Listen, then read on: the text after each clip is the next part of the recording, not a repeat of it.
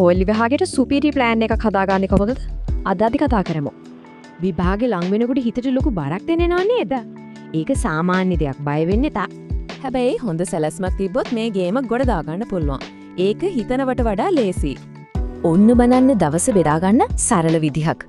උදේට අලුත් පාඩම්, දවල්ට ප්‍රශ්න, රැට මතක් කිරීම.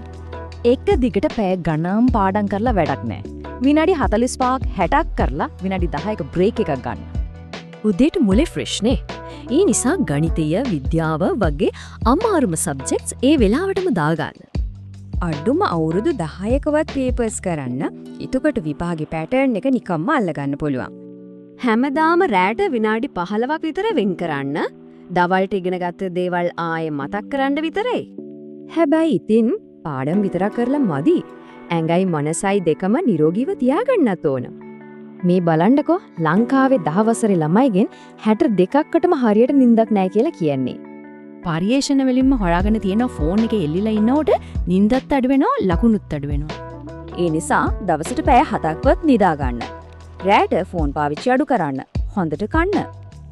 වෝල්ට් ඩිස්නි කියනවා වගේ කතා නවත්තලා වැඩ පටන් ගන්න. දැන් තමයි හොඳම වෙලාව. හැමදාම පොඩි පොඩි ඉලක්ක තියාගන්න. අතාරින්නේ නැතුව දිගටම කරගෙන යන්න.